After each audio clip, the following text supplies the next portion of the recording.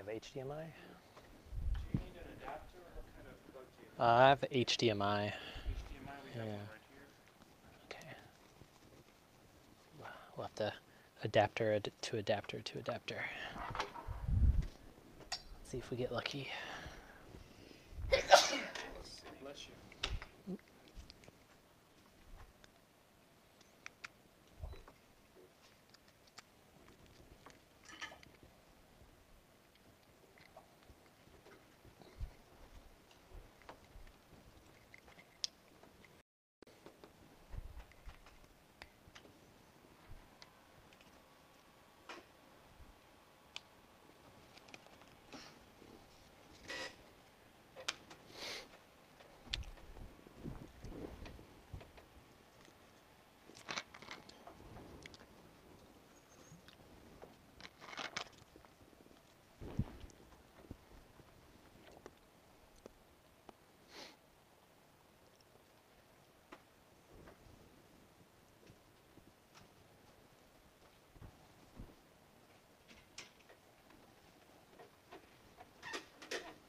How's that, Michael? Just about. We're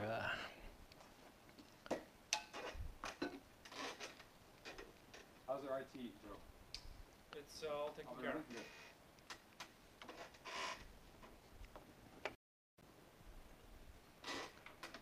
Okay, so we're glad to have Michael Eagle here with us today. He's a new faculty member in CDS and comes to us. You were at CMU before this, I think. yes, I was in the Human Computer Interaction Institute as a postdoc.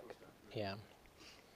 Right, and now you'll feel free to get if you receive a question that you'll deal with at a later time. Feel free to deflect it, but we usually have questions appear as people have them. Okay. All right. It'll work.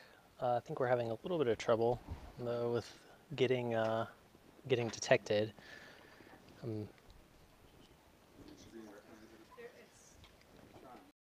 Trying. It might be we're playing like a daisy chain game with our adapters here. Still working on it. Okay.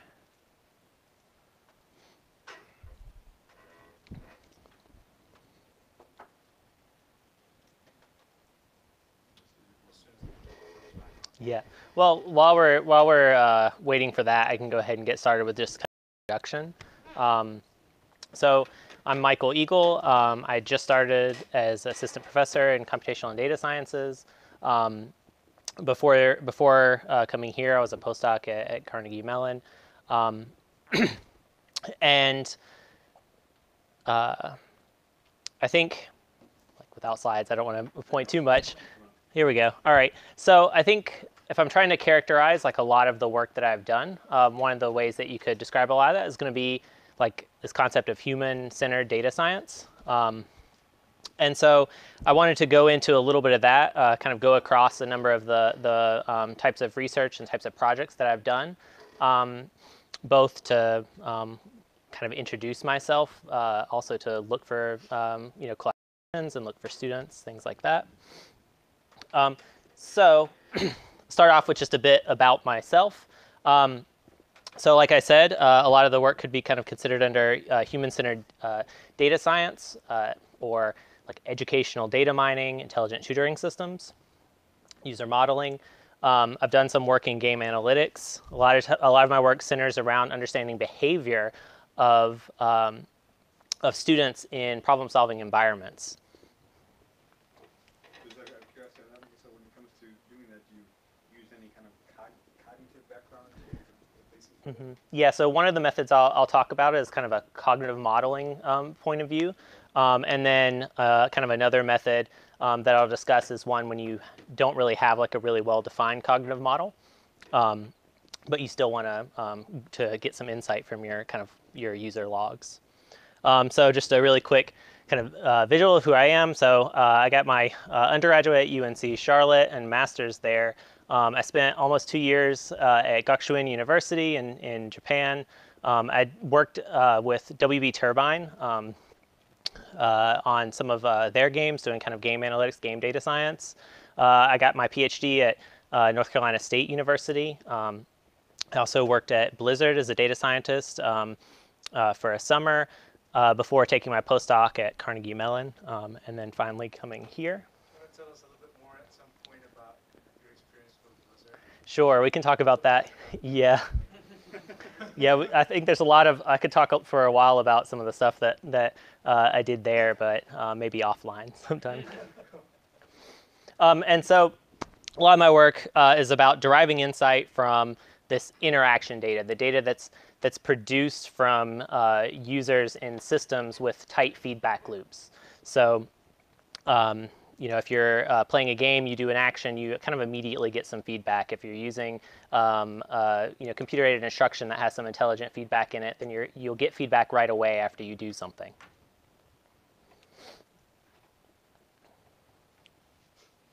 And so one thing is, when you say data science, what do you mean? I think that it's become so broad that it loses some of its kind of descriptive power, so you can't necessarily say what it means if you just say, oh, data science. And so kind of like where are you? How do you fit into this? Is something that I think is pretty important to kind of to say, like you're kind of, what you'd say, plus alpha, the extra piece. And for me, that's all about human-centered data. So there's a lot of different topics, but I'm really concerned when there are people and they're interacting with the environment. And so it's, of course, an intersection with multiple fields, like everything. But there's a lot of research methods that really show up and are important that may not always be the case for just general data science. Such as really understanding and modeling users, particularly when you're doing anything where you're expecting to change behavior, really kind of changes the methods that you want to use. And kind of on a practical mean, there's this really extra element of communication with design teams, communication with instructors. And so it's really important to be able to send that message out to a lot of things. And in some cases, I kind of call it like it's scrappy science sometimes, because you'll have data coming in a bunch of different ways, but you still need to approach it in a scientific manner. And so what this means is sometimes you have to delve into not only the quantitative aspects that are well expected in data science, but also a lot of qualitative methods, because you're dealing with humans, and so not all the answers are going to be found in your data. And so you need to have methods of going out and making sure that you're on top of things. And so that ends up being like a lot of hat balancing becomes really important, because you're balancing between qualitative methods, quantitative methods, and in the kind of strict inferential statistics manner. But you also have machine learning thrown in there, and it's not always the case that that you can interpret things the same way, even though sometimes people do. And so some of my work has kind of involved around kind of better understanding these like just the research methods, what you need to do. Sometimes maybe if there's not a metric that exists to measure what you're trying to do, you need to have a rigorous way of creating that. And like I said, I mentioned qualitative data primarily because a lot of times it gets ignored when it shouldn't, and it's really important for a number of reasons, particularly for guarding against missing variables. If you're trying to model your users and you're just missing a piece of data that's really important, it can dramatically change what you're looking at. And so you're really doing a lot of different methodology, and you have to kind of approach problems from a number of different directions. So what type of work have I done? Well, recently, particularly when I was at Carnegie Mellon, a lot of the things that I was doing were related to intelligent tutoring systems. So I have the genetics cognitive tutor up here. And this is a program that teaches students genetics. And it does so in a way that's kind of provably like efficient. Very good at getting students to reach what we'd say is mastery, which is that we are very sure that they know all the material involved. I also worked with the Alice programming environment. And so this is another system that's designed to help students learn how to program by giving them like a nice environment, a drag and drop interface, where they're able to kind of tell stories. And so it gives them kind of a reason to put pieces together.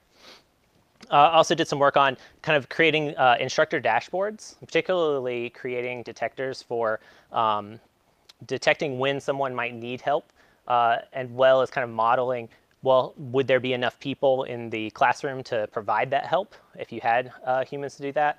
Are there methods that we could use to help alleviate some of those troubles? And I also did a little bit of work on a project looking into how people are using kind of streaming services like Twitch.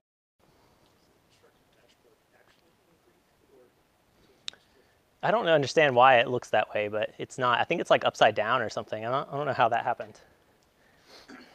So kind of, so these are kind of the areas that I'm interested in. But when we go back to like the very beginning, my very first research publication, my very first research project was in educational games. So I created games in order to teach like introductory to computer science topics, teach them how to program and do that in a visual way. And so here's an example of that. Let's see if this will play. And so I created this game kind of coming out of doing some kind of cognitive task analysis where I had students who I was helping TA for a class, trying to walk them through what their troubles were. And so it came up with an idea of, well, here's why I think these students are having trouble with certain concepts, and then kind of turn that into a game or a game environment. And then so I'm really, like, once you create a game and you say that you wanted it to teach something, in order to test that out, you need to like do like controlled study where you have one group play the game, one group do some other assignment or no assignment, and then compare and see, well, did they learn if you look at like a pre-test and a post-test. And so I did a pretty large study. I stratified across a number of different features and did this as a switching replications design. And so what that really means is that we start off and give everyone the pre-test. Then we give the two groups one of two different treatments. In this case, it's kind of a bit more on, like, we'd say maybe a quasi-experimental design, since we didn't do it as that true control, but because it's kind of better to compare to what is the kind of current or standard. So that's what we mean by the programming assignment. This was the assignment that the course would normally use, and then the game was a new addition. So after they do that, they do a post-test, then everyone switches and then does the treatment that they didn't do before, and then they take another post-test. So two things that we kind of expected to see out of that were, one is this like short-term treatment effect. Yes? Are those post-test 1 and 2, are they exactly the same? Or is they're isomorphs, so they're not exactly the same, but they're the same types of questions. And so you kind of expect to see something like a short-term treatment effect if neither of the, if only one of the treatments is doing something and the other one maybe isn't, versus a long-term treatment effect where you see there's some type of increase, or maybe there's an order that's better than the others. And so when I did that, we found that there was this long-term continuing treatment effect, where essentially if you did the game treatment first, then you would improve even further when you did the programming assignment second. And this was pretty interesting, because we were just kind of seeing that the game was doing a pretty good job of getting people all brought to the same level, and it was just overall better learning. But it's not the case that the traditional one was useless, that the combination of the two was even better. And so the kind of conclusions that I took from that was, well, a game does result in improved learning, and that both of the assignments together are better. But I started to realize I had this snapshot at the beginning and I had a snapshot at the ending, but what was really interesting to me was everything that was going on in between. Because now there's this really big change of behavior. There's changes in these students, like after playing this game, and what are they? When did they happen? Were really the questions that I wanted to answer. As a trap, no matter how good to get the human subjects permission to do the experiments. Yes. Yeah, fortunately, I was able to get exemption for a large number of them, because the most dangerous thing would be to have their name on some paper somewhere. But you would need to do human subjects permission and IRBs. And so since my real concerns moved away from just looking at this from the kind of classical test theory perspective, but I really wanted to look at what's going on while they're using the system and see that change of behavior as it happens. And this led me down a rabbit hole that I'm still going down.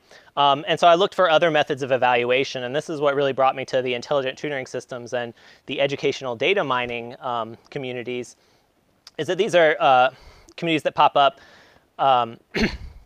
really looking at this type of data. So people who are working in these educational environments.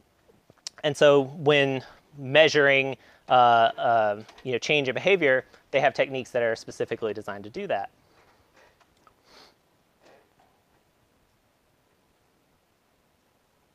And so one of those methods is something we call like an empirical learning curve. This is just it probably meets what you expect when you hear learning curve, but we're really looking at, based on observed data, are we able to see learning as it happens? And so this comes out of the idea that observations of skill improvement with practice kind of follow power law. Some people would say that it's exponential curve, but whichever.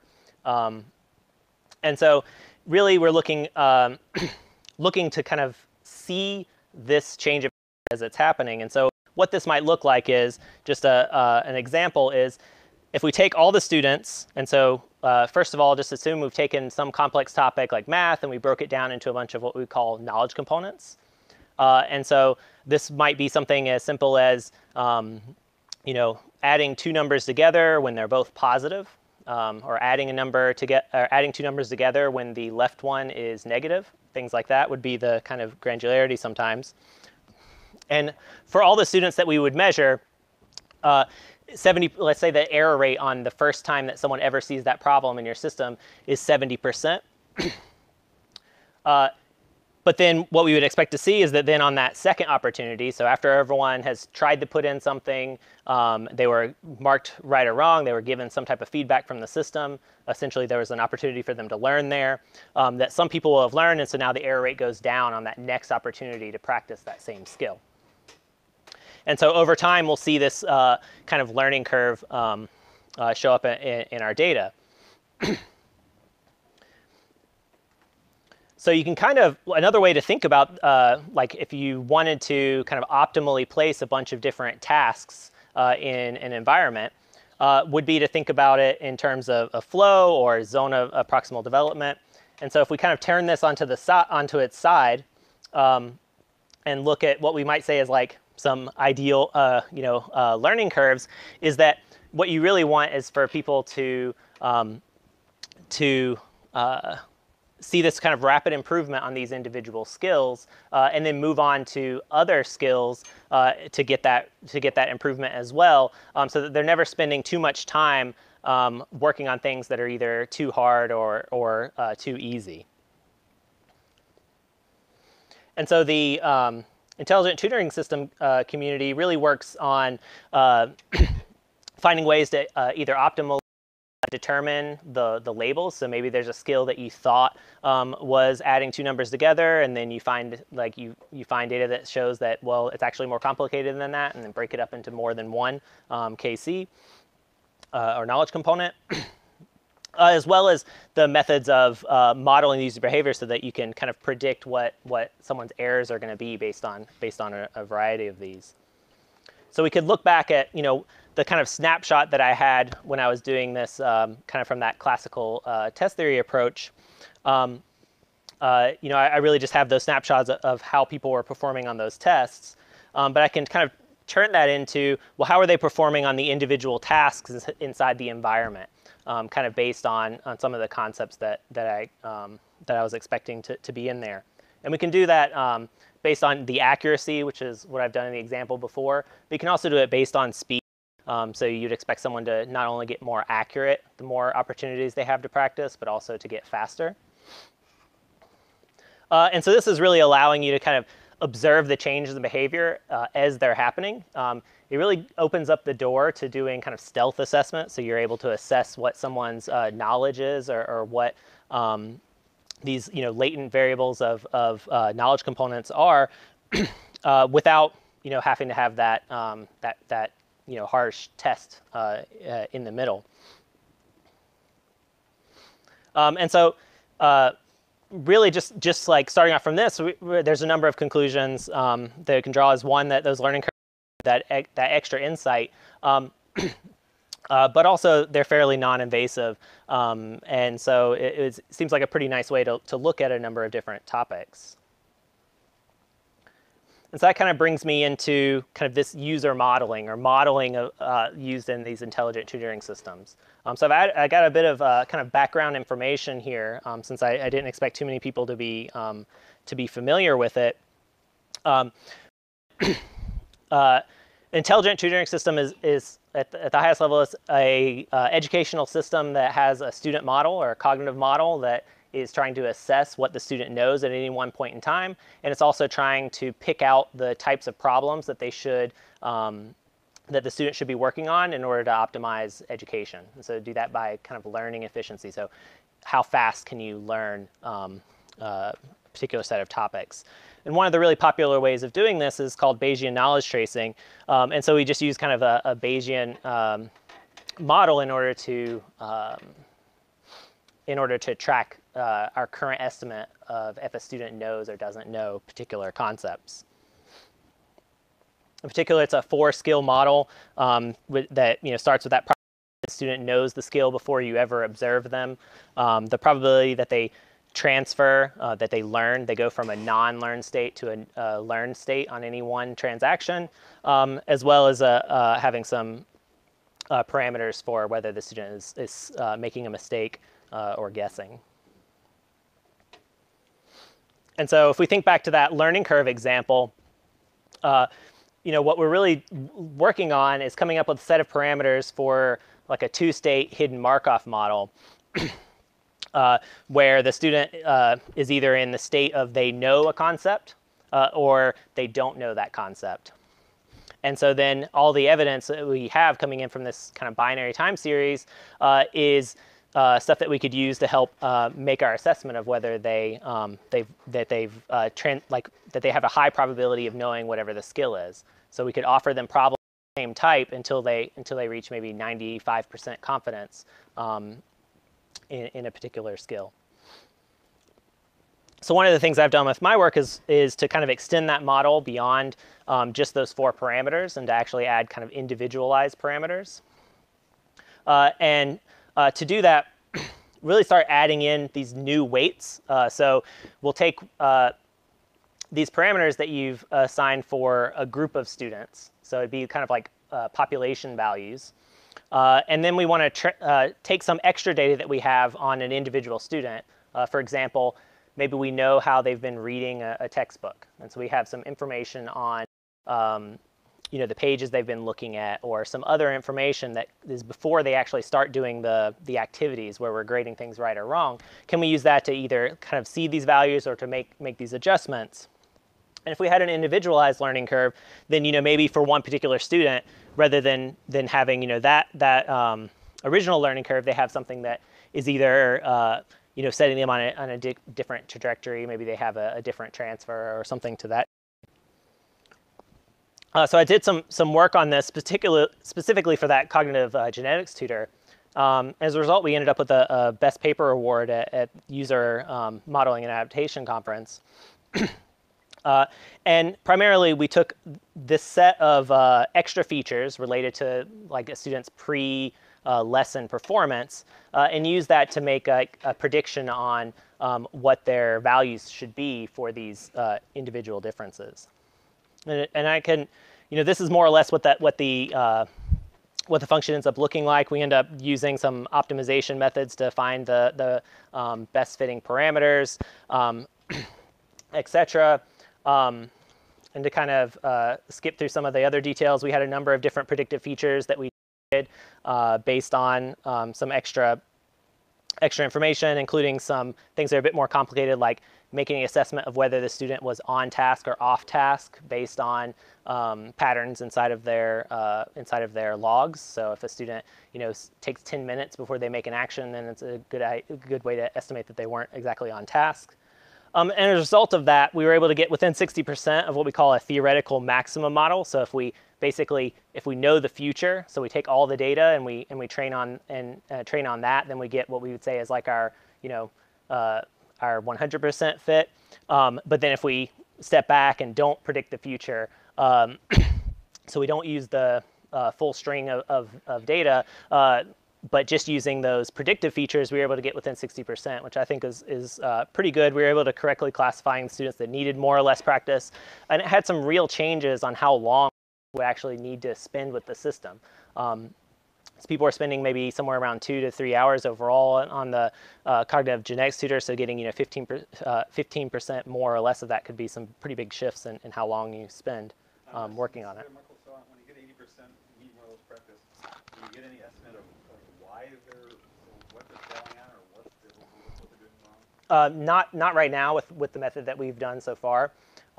You could, I just wouldn't want to overinterpret some of the coefficients because it's a bit closer to the machine learning side than like than inferential statistics side.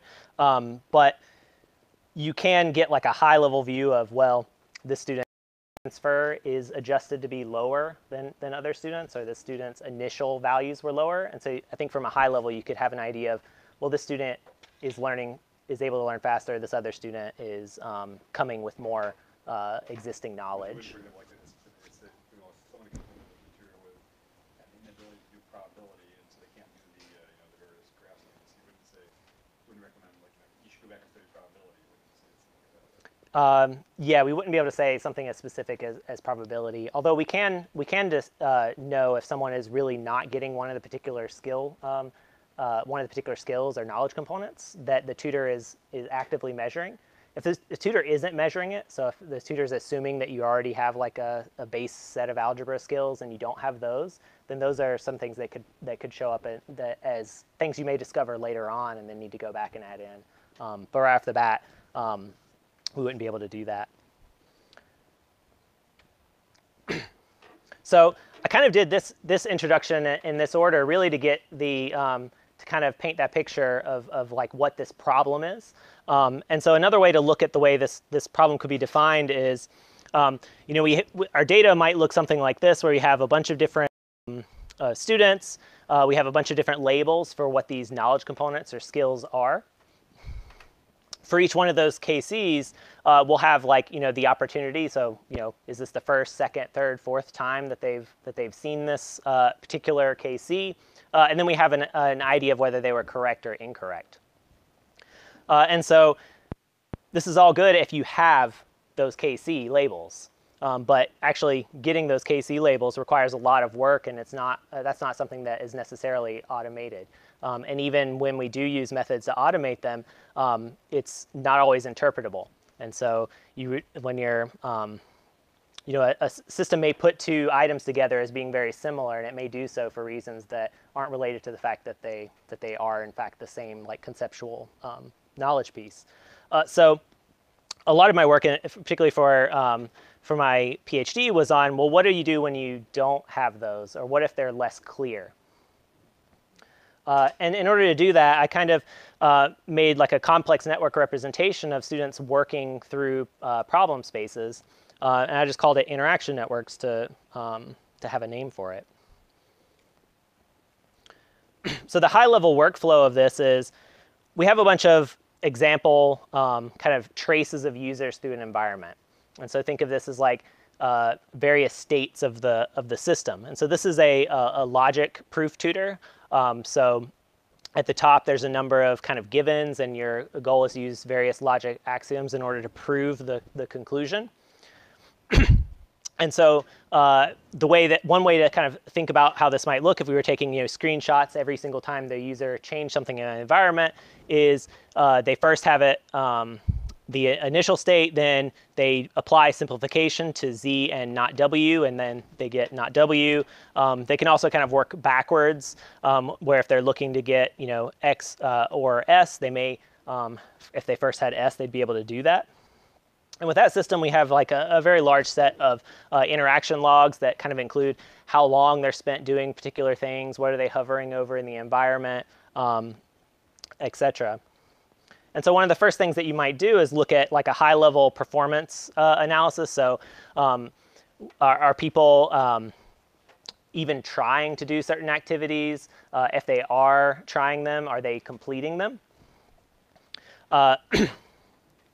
And then once you know that, and I'll explain the different colors and everything in a minute, then you start to look at kind of some more transactional analysis, where how long are they spending in the tutor, like in terms of time.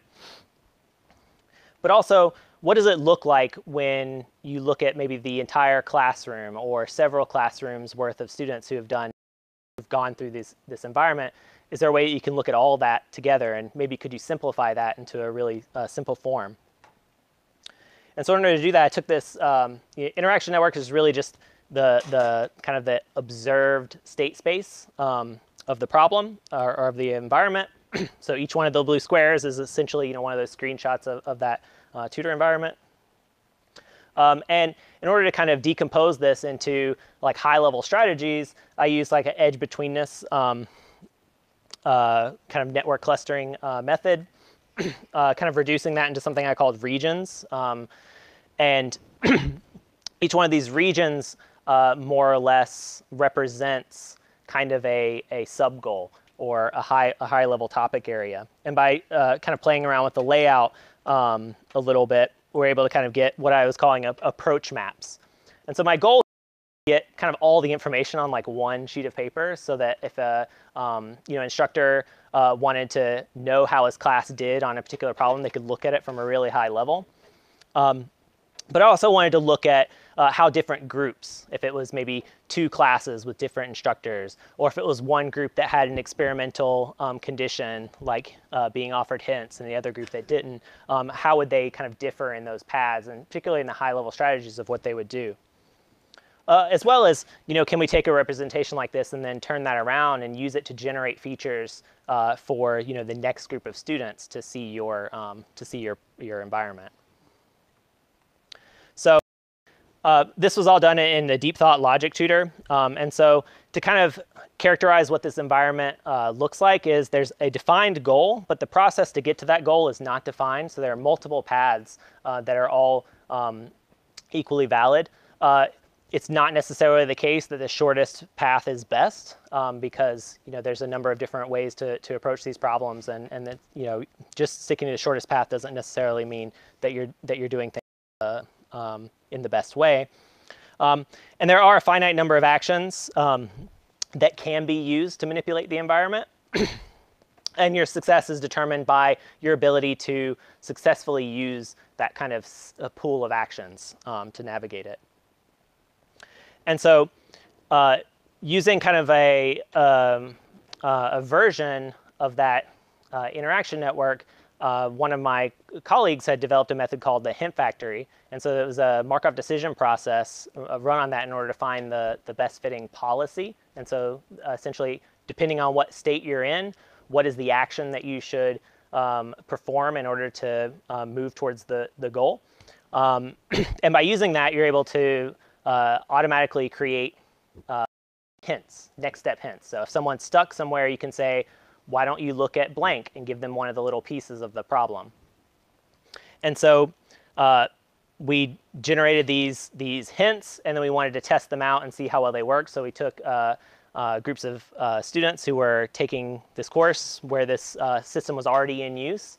And one group was given these automatically generated hints, and the other group was not. And right away, the effects of this were really stark. The dashed lines here represent like actual completion of the problem. So that means that you successfully completed the problem. The solid line is, did you even attempt the problem? So did you load it? In this case, students would interact with the environment by selecting the problem they wanted to work on. They would then work on it and click submit at the end. And there was a pretty big difference there. One of the interesting things is, because right away you would say, well, you're giving them hints. Of course, they would complete more assignments. The problems with the asterisks, so down here, I'm not sure how well you can see that, but those are the only ones that we provided hints on. So there's a number of other problems where both of the groups had the exact same experience when they were working through the environment. And so there, in terms of how well did those how well did the experiment work, it worked out really well. But it also, had a lot of questions on exactly why. So one of the big things that pops out is the control group's odds were dropping after the first couple of problems was more than the experimental group. And then the hint group outperformed the control group by like maybe half a standard deviation in terms of tutor performance. But even more interesting, they actually performed better when we just looked at the overall course grades. So doing these logic proofs as part of this class is only a small part of that, but we're still seeing the effects show up there, which is pretty pretty promising. But now we're kind of wondering, well, what's the reason behind the dropout differences? Why is what is having these kind of automatically generated hints really doing that's keeping students in and having these big effects?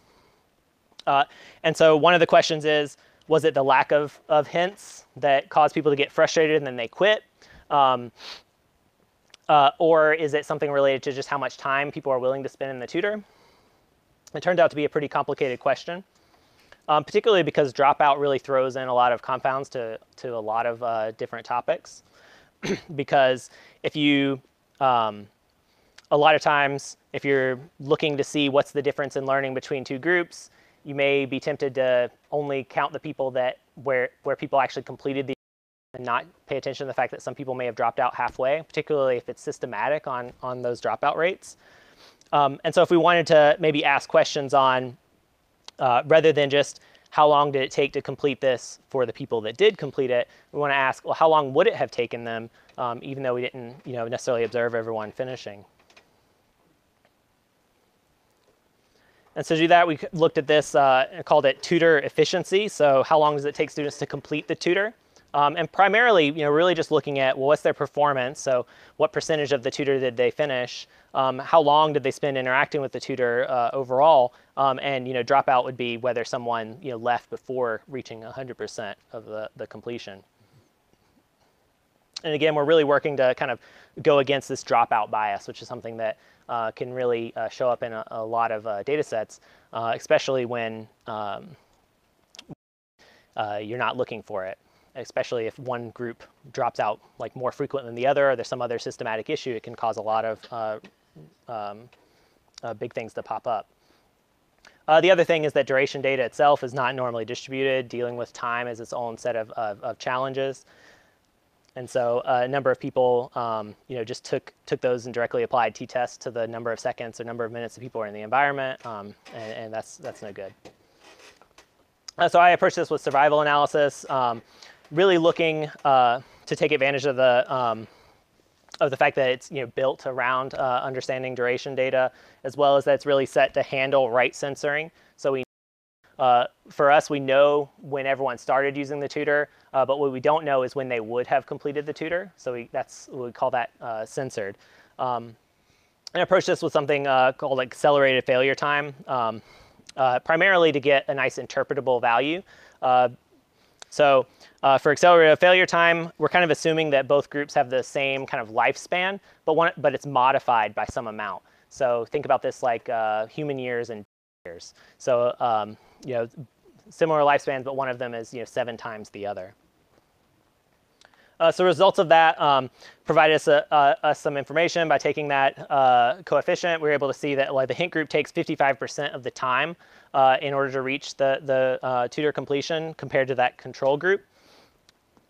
And when we plot that out as a survival curve, if you've seen survival curves before, you probably know they normally start at the top and go down. But since it's kind of like completing the tutor is a positive, we kind of flip that around because everyone kind of expects positive to go up and to the right. So flip this around. So being on the line is so we have how much time people took in minutes, and then these are the percentage of students who've completed the tutor at those particular times. See that ramp up a lot faster for the hint group compared to the control group. And the numbers that I have overlaid here, and it should be out of 100%, but it's there's 13 total problems. So sorry for that. But you can see that they ramp up and reach it much further, a lot more of the problems they're seeing in a much faster time. And so we kind of look at that it's really just taking like half the time for these students to finish the tutor. And so this gives us some additional understanding about like what was going on with students in these environments, is that the control group is spending the same amount of time, if not more, than the students in the hint group, but they're just not getting as far. And so that like prompts a new question now where did that time go? Like, were they doing the exact same actions, just a lot slower? Did they do, a lot more actions? Where was it going, or what was happening? Because it's not the case, like we may have initially thought, that the students were just getting sick of it and getting stuck and then leaving. They're actively trying and putting in the same amount of effort in terms of time, just not getting as far. And so to do that, this is where the kind of I spoiled it a little bit with the high-level workflow, but when we get to these approach maps, where we're really looking for what are these kind of high-level regions. If we want to break this down into like sub-goals, for example, is one way to think about these. So kind of at the highest level, if you remember what that interaction network looked at with nothing kind of transformed on, it was just a big sprawl, a lot of different states, because there's a gigantic state space, and then the observed state space is only a subset of that, but still quite large. But by applying by building these approach maps, we're able to turn that maybe 1,200 different states into just 15. But we can also use people's inclusion in those regions to give us a measure to look for statistical significance between groups. So if someone entered a particular region and their solution to a problem, then we can start to look at something like a chi-square test to see, well, was it different than expected? And so if we zoom out to really far level, we're able to break it down into something that looks like this, which I kind of did for fun, just to see, well, how far out can I go and still have some idea of what was going on in a problem. So even if you don't know anything about the solution here, as long as you know that the circles are goals where people actually solve the problem, and that the color represents the fact that it was like one group was significantly more likely to be in that region than the other, with blue being orange being the control, you can right off the bat see that there are two different strategies that are used to try to solve this problem that are preferred by these two different groups. And you'll see that there is no circle from that from the orange line, which is indicating there's actually no goal solution there. So this is a large number of the students in this in the control are trying to solve the problem in a way that it will never reach a solution, because it's just not a good way of solving the problem. And so you're able to take all those different problems from that environment, kind of apply out those high-level map in order to have that like high-level view, and then you can zoom in when you want to see like a particular problem. So here's one of those problems, really looking right here in one of the locations where there was this big difference in behavior. And so this is like a zoomed in version of the one I had just shown. And so we can see at the high level, like the very first step, like first couple of steps that people are doing really put them on two different paths in how they're going to solve the problem. With there being one that's kind of favored, maybe not favored more or less by either group, which ends up being a bit of a hybrid solution.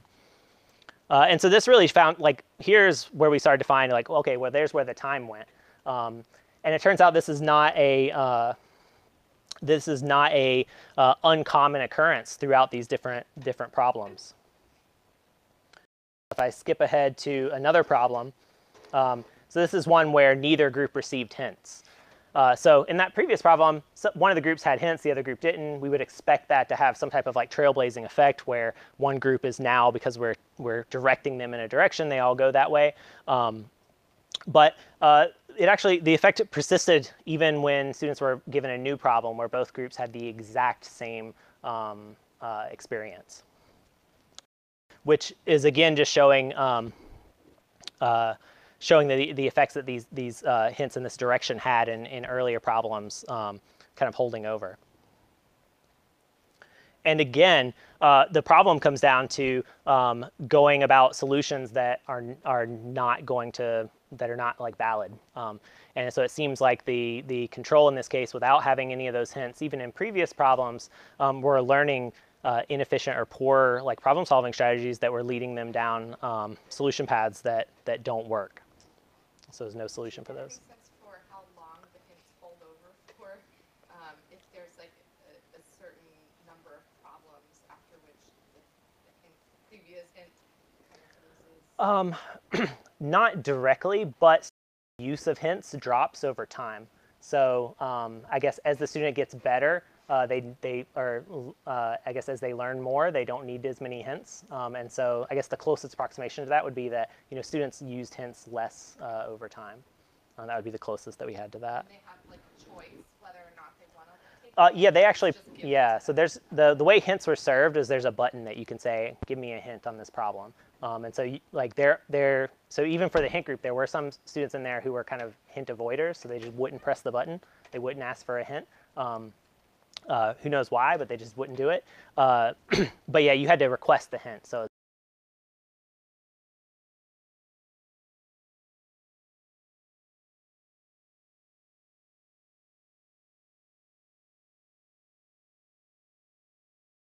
one.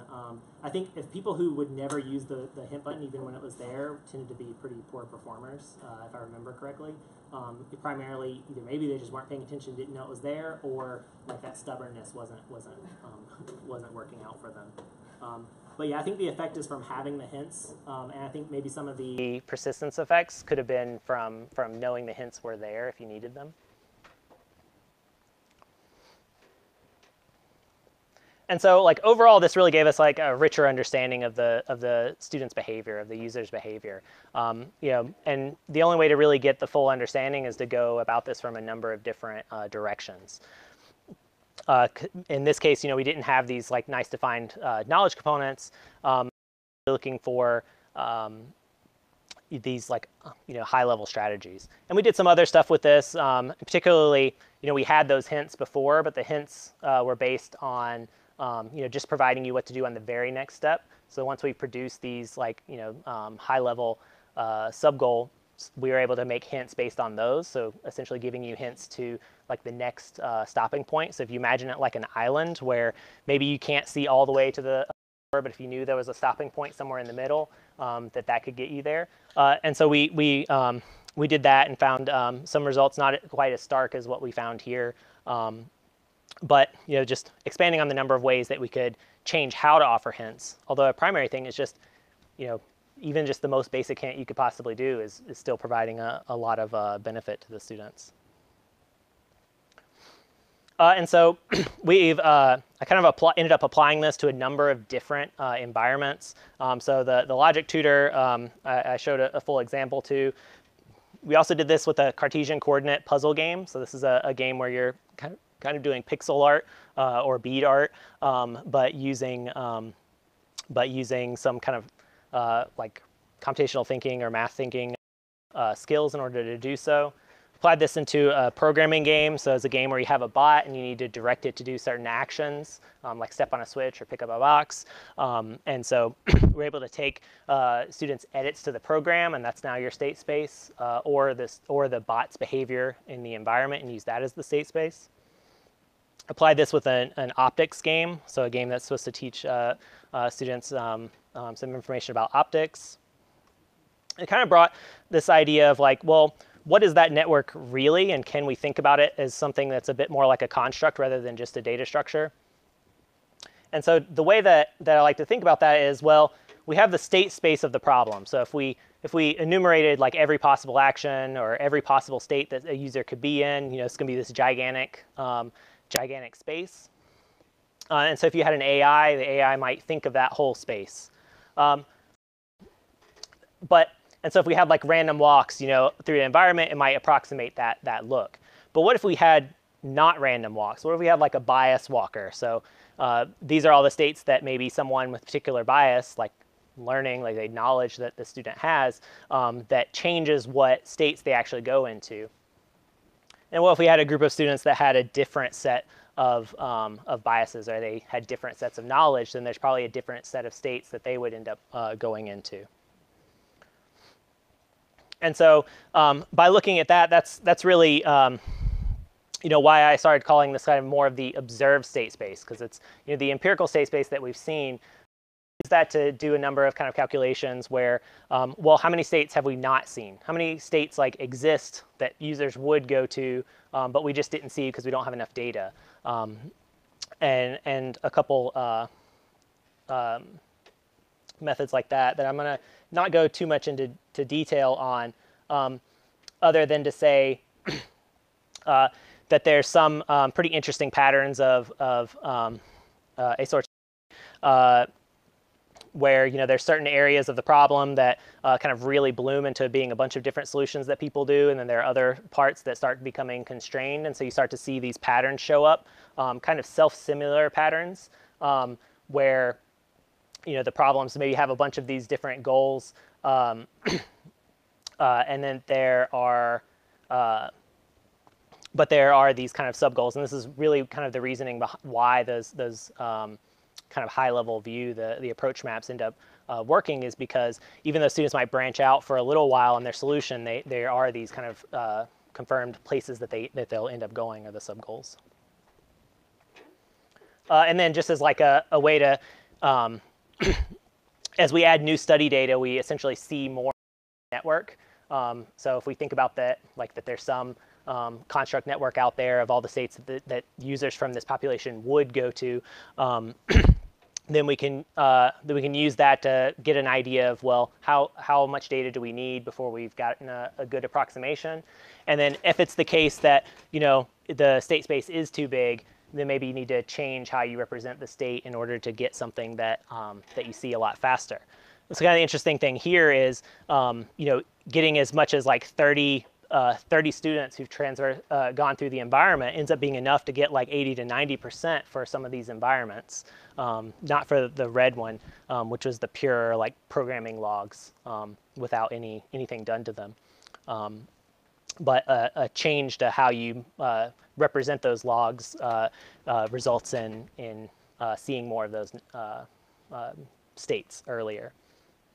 So the reason I make sure to mention that is because a lot of times you think, well, what if the state space is infinite? Would it branch out too much? Or there not be enough overlap between students? But even when it seems like the state space is infinite, that kind of observed state space, or the actions or states that users would reasonably go to, or that humans would reasonably go to, is probably not infinite. There are biases that kind of direct people down certain paths.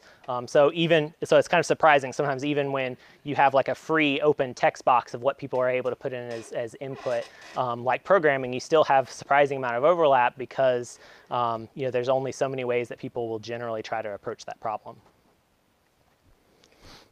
And so, like I said, I got really interested in that idea of like, let me look between, what's happening, like pre and post experiment, and really looking into how people are operating and changing behavior. And then I started digging in there, and I haven't ever really stopped since then, just looking at different ways to observe behavior, particularly observing when behavior is changing, and then using that information, try to see, what can I use that to influence behavior, and so make, additional changes. So any kind of questions up to this point? Yes? Mm-hmm. Yeah.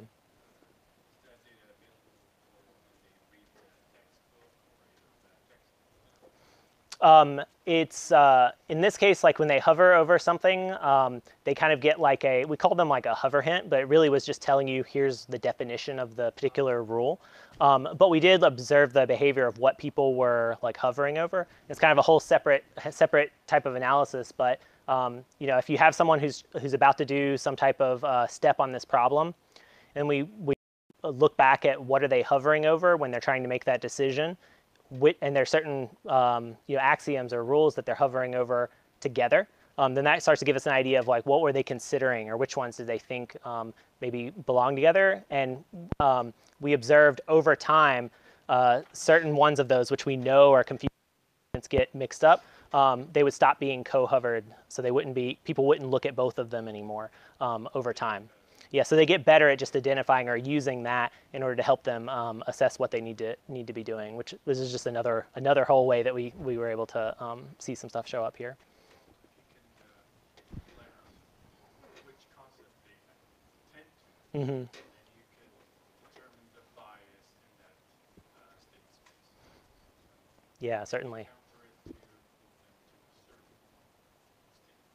state. Mm-hmm. One thing that we did do methods of kind of taking the networks and using those to generate a kind of a candidate list of those knowledge components based on the rules that they're applying and when they're applying them. And so we did do some application of that, and we used that to help tell you which problems to do next, rather than letting students kind of go through it and select. But we were able to use that in it, and kind of how you would expect when we use the data from that to kind of redesign some of the problems, so that either if the confusion was intended, we made sure that it was like explicit, or if it wasn't intended, then we went ahead and kind of removed. Think about taking the path away so that students can't go down it and get lost, because we know that it's a common mistake area and it's not the focus of that particular assignment. Yes. How would you see this work related to computational social science, and how do you find learning to be a part of computational social science? Yeah. So how does learning relate to computational social science, and how does this work relate to computational social science? Well, a lot of the keywords would be similar in terms of using some social science methods, as well as using some computational methods. Let's see. I think that doing, whenever you're modeling users and the behaviors that they're doing over time, in this case, I'm really looking at whether they're going to get answers right or wrong. But it could be almost any activity. I remember talking to someone about trying to do this for habit forming. So you wouldn't necessarily be that. I guess you could consider it still even the two-state HMM of habit obtained or habit not obtained, and how many times you have to do something before it becomes a habit versus not being.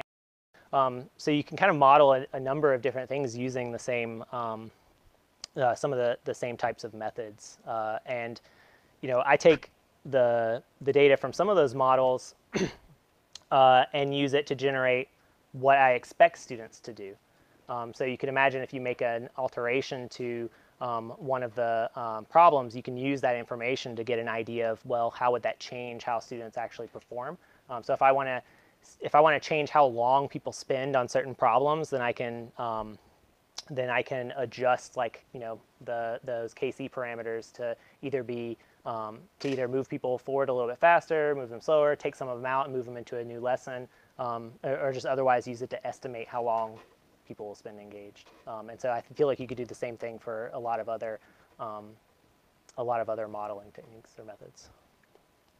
So I had a big question, which is, when you put this slide up for the first time, I thought you were going to go into something about cognitive models. Mm-hmm. Because I'm reminded of when Simon and Newell first started looking at things like Mm-hmm. how people solve the towers of Hanoi. Mm-hmm. I mean, they were faced with exactly this issue. Mm-hmm. That really wanted to put people on the video so they could see how do people actually solve Mm-hmm. things.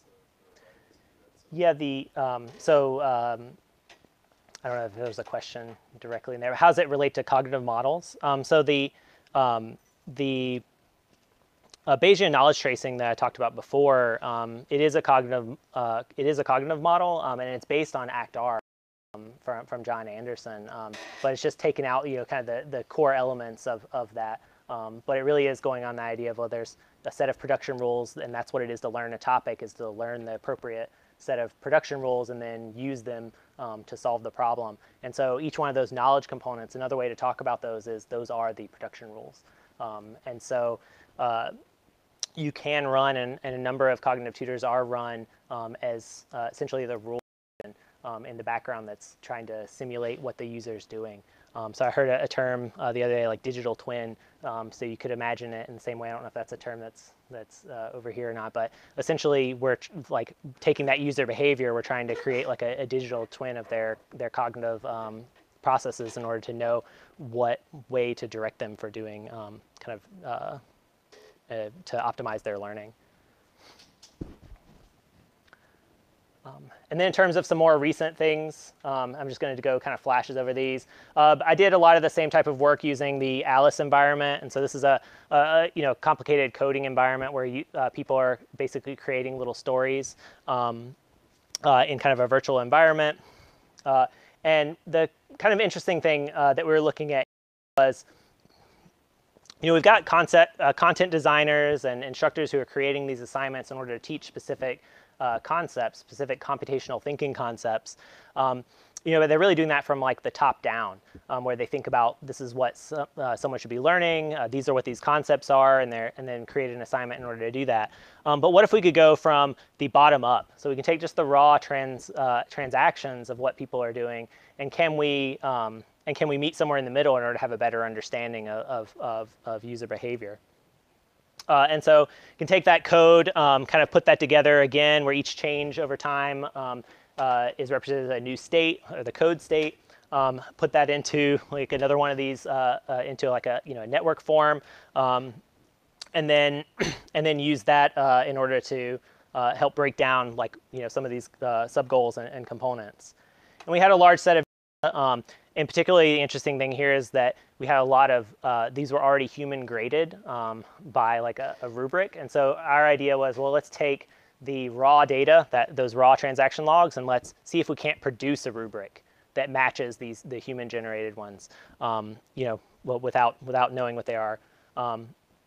And more or less, result-wise, we were able to do pretty good on predicting students and their solution paths, and we were able to identify a number of kind of really important code chunks or actions that users did that really affected how they'd be graded on the assignment. And we were able to take those components and kind of match them up and that human-generated rubric, which I still think is pretty cool and could be helpful for either generating new rubrics or using, in this kind of example, working with a student. We wanted to put that together as like a real-time like dashboard. And so in this case, we're kind of simulating a classroom as it's happening. So imagine you have a classroom full of students and they're all using Alice in order to do some type of assignment that you set up for them. So that's what the timeline here is. We're just kind of simulating that time. And then we're able to see what task. So there's a number of different subtasks of these problems. We're able to kind of get an estimate of what tasks students are on, as well as identify places where students are having trouble. So these would be students who maybe we know based on which direction in the network they are, that they're not going to solve a problem, or that they need some type of help. And so this gives us a way to really, like at a high level, provide some information on that could help teachers like identify the students who need help, because they don't always raise their hand. But when we did that pretty quickly, one of the things you may have noticed is there's a lot of lights going off. So there's a lot of people that need help, and there's not enough people to do it. So one of the ideas that we wanted to kind of scope out and simulate and see if it would actually work was, well, what if we take students who already solve a problem, and we match them to people who solved it in the most similar way. And then we find the students who are struggling but are on a similar path. And if we match them together, how much better would we get at determining at making sure that everyone who needs help was getting help? And we found that like by doing that, there would be enough students who would complete early in order to make these matches, and it does a much better job of kind of making sure that everyone's getting help when they want it. I've also done some work like looking at a higher level. So instead of just particular assignments, looking across users throughout like a course. So like taking an online course, not necessarily a MOOC, but some type of online course. And if you want to visualize and see, well, how are students interacting over time for that? And so we can see some things like some expected passing behaviors, like this is what we expect to see, people logging in and doing the readings and taking the proper quizzes, they'll succeed in a course. And there's some kind of like non-passing behaviors that are also expected where people are not logging in enough and they're not necessarily taking the tests. But there are some really interesting kind of subcases because we're also doing some of those that modeling, and we're able to predict when people would or wouldn't be able to pass a course. And one of the things that we find is that there's a lot of people who aren't passing because they never attempted to pass. So there's like a final exam that you can take, and you can take it, like whenever you want, whenever you think you're ready to pass the course. And there's a lot of people who end up failing because they never even try to take that test.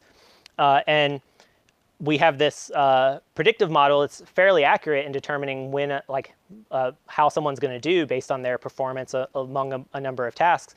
And there's a lot of students who we predict would pass because we feel like they have enough of the knowledge, but they don't actually take the test, and so they don't pass. And so at a high-level view of some of the stuff that came out of that work is we were able to describe these non-passing students. And so some of them make sense. They quit early, low use of resources. Some of them have activity, but they completely avoid all tests. But the biggest group ends up being that they have activity. We would actually predict them to pass. So these are students who we think would pass, but they don't take the test. They don't actually take the test to pass. They're paying for the class. Can I ask a question? Yes. So you describe characteristics like low activity, has activity, but you don't base it on learning objective. I did a pre-test or a post-test. These groups of people understand something. So it's more of a behavioral characteristic rather than understanding a particular material. Yeah, well, some of the activities that they can be doing are things that are connected so that we can use them to assess what their knowledge is. So there's activities, in the middle of chapters that we can use. And so those activities are distinct from like the testing activities. So we do have some information. We know what they're trying to read, but we don't have like a exact pre-test because we just don't, because this is a live, real course. But using the features that we do have, and we generate a lot, I'm not going to go into all of those or any of them really now. More to say just that our predictive model predicts these people would pass, but they don't actually take the test.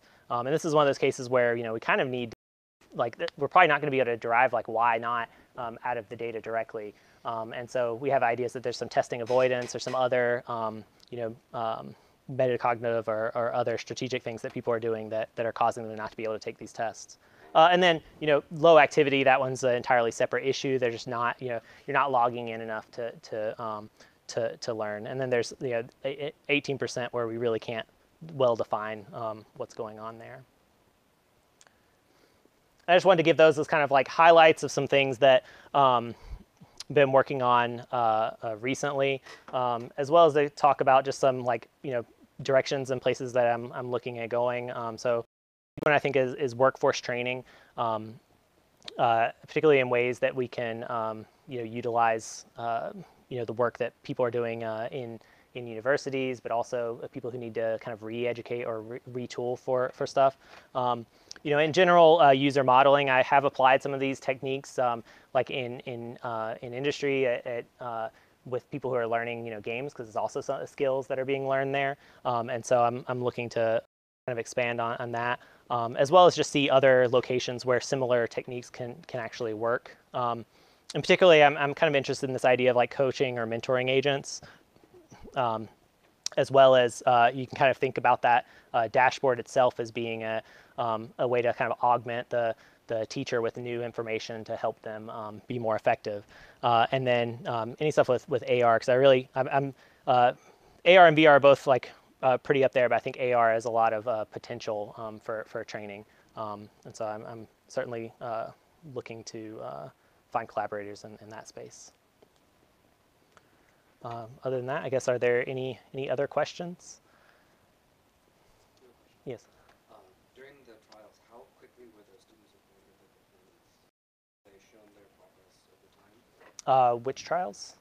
The gaming trials, not the gaming trials, the testing trials that you were doing with the 30 students.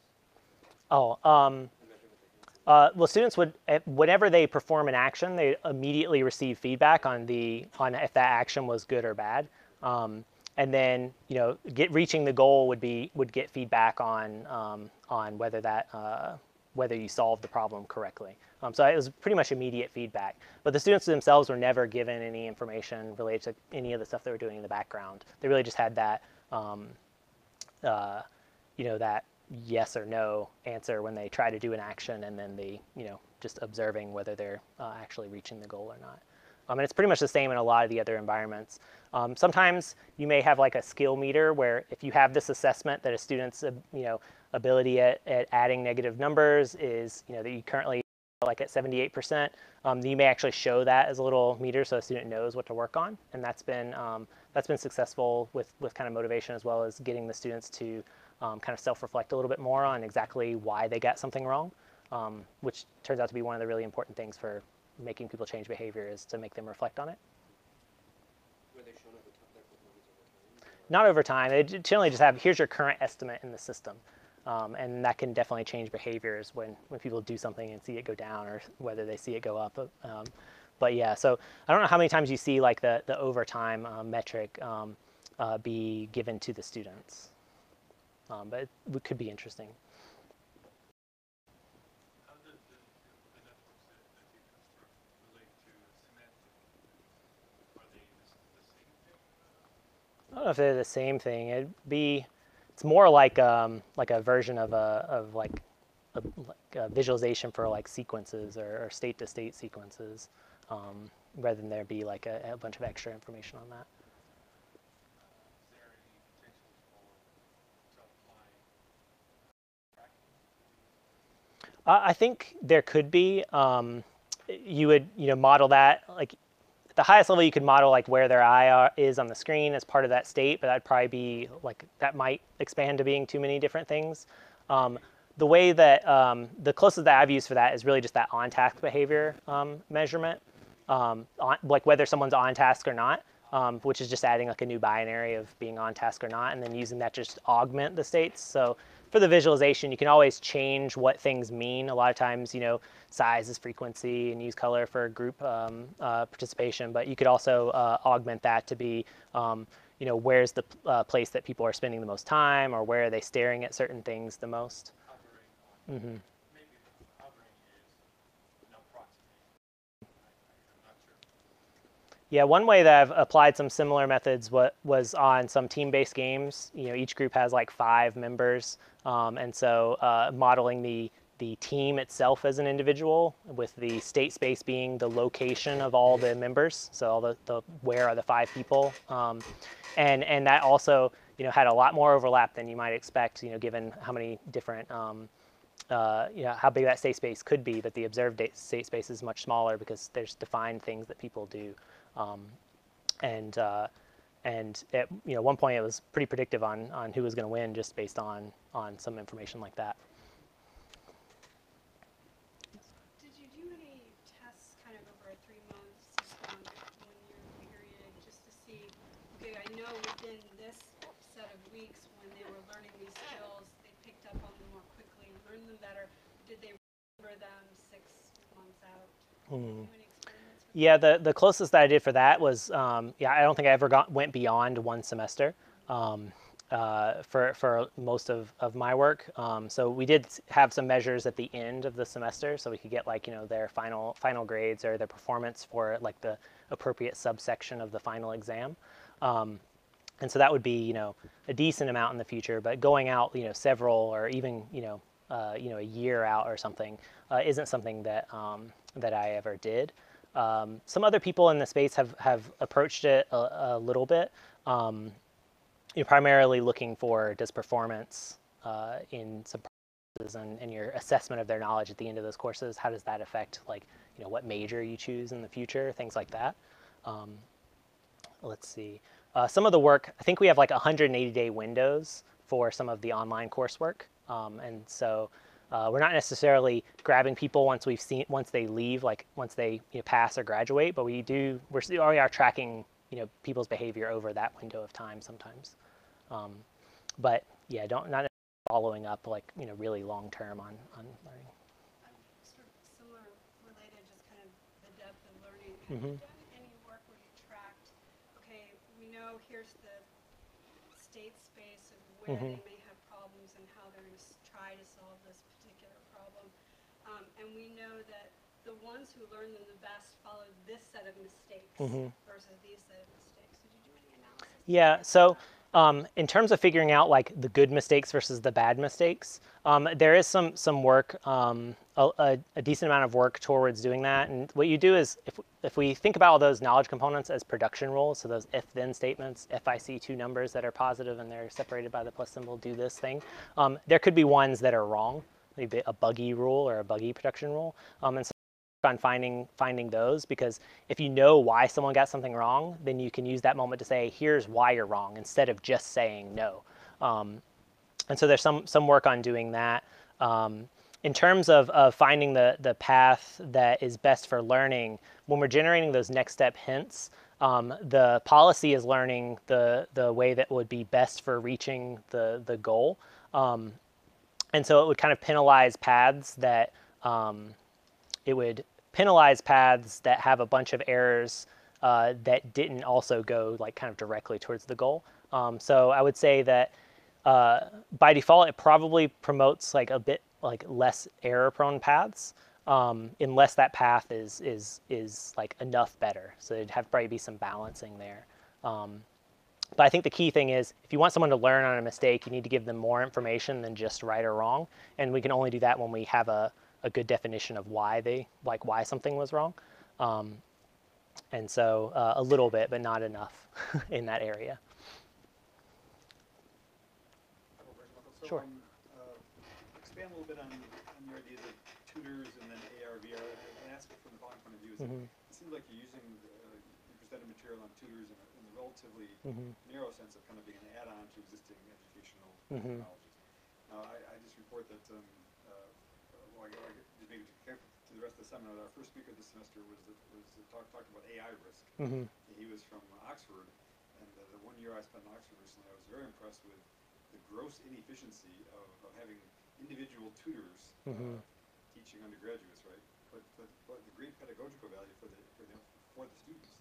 So, do you imagine yourself working on things like, could we have in the future, in essence, AI-enabled, AR, VR type tutors who would actually just displace the textbook altogether, and then the tutor becomes the subject of interest.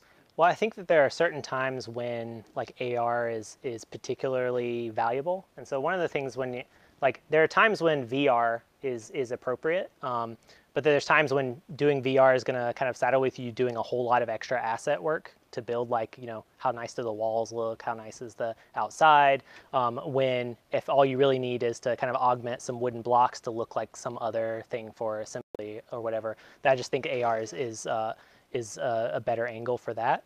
But also, sometimes you may have a task and you want people to get better at doing it. And so I have some kind of automated methods of, if you can take what is in the environment, in that environment, then we can kind of automate the hints by either showing pictures of other people did this. Like if you just think of like solving a quick wooden block puzzle faster, it may be the case that we could do that really nicely with AR, and it might be the case that we could get people putting those wooden block puzzles together faster than if we did the same thing on a tablet or on a computer, or in VR where they're manipulating it with controllers versus doing it with their hands on like an actual table. So I think there's a number of potential benefits where for AR, particularly just because you get to use hands-on, you get to interact in a real environment, and you don't have to create assets for things that aren't relevant to the learning topic. So that's the reason why I'm really hitting on the AR. When I say augmented cognition, it goes into the idea of, well, what if you had someone that could, show up and provide those hints, because maybe we can't automatically do it based on pictures for giving hints, but we can say like, oh, I'm really stuck, and someone could just like hop over to you really and tell you what to do and then let you go forward. And then maybe eventually that could be an AI agent that's helping you or learning the task while you're learning the tasks. And it seems like that could be a pretty cool direction. As a follow-up, instead of coming to us from Pittsburgh, so we had a speaker in last December, Bill Rouse said that he thought we would have ubiquitous self-driving cars within 20 years. Now, how long until we have, maybe not ubiquitous, but how long until Jordan Mason has his first AI professor? AI professor? Oh man. I don't know. For some intro courses, I think I don't know if pure AI professor, because I don't think that's actually the most efficient way to do it. I think what you'd have is a lot of the stuff is going to be handled by an agent, and then you have your professor is going to beam in to the appropriate location when it's time by aggregating a lot of data and saying, oh, all these people have the same problem. Let me go make a micro lesson just for them. And then maybe ways of taking taking peer students or other students and having them be kind of integrated in that block. So you can take your seniors and have them help out your freshmen in some type of way where that both people are reaching or both people are benefiting from the relationship. And I think one of the ways to do that is to help identify what people don't know when they don't know it, and kind of define that as a problem, and then you can kind of serve that up for a human to solve, because there's just some things that we're just going to be better at than machines for the foreseeable future. Very good. Any questions? Thank you very much. Just, All right. Just really quick. So one of the things that I see is we have two areas. We have modeling the tutor, and we have modeling the individual. And the question is, we want to put our expertise into what it means to see how people understand learning objectives over time, understand the behaviors and characteristics, and the other is how people teach problems. And so my question is, if you were to look at the problem, where would you like to see that the knowledge go to? Well, a lot of my work is really focused on the particular assignments themselves, like the environment that someone's working in and making that more efficient, or learning what problems people are having that could then be used for redesign. But one thing that I've noticed over time is that if you really want to get things to change, sometimes you have to go up a level to like the instructor level. And so I think that's an area that that we'll be developing, where some of the instruction and the metrics are going to the instructor level to help teach people how to teach better, or more like, not necessarily that people aren't knowing, but you can't just look out at this classroom of students and know where the problems are. And the longer you spend teaching, the further you get away from what it was like to be a student, and you get systematically become unable to identify what students are having trouble with, and call it like an expert blind spot. So so you really need some like kind of data-driven methods to help kind of augment that. And then you have really like an adaptation problem, where now you need to get buy-in from like a lot of different users, and you can no longer just say, well, it teaches better, or we're improving education by this many standard deviations, because now you've got a bunch of other factors there. So there's a bunch of, it gets, I think, a lot crazier, than may even kind of need to involve some like educational policy collaborations to figure out what to do for that. Thank you very much. Thank you.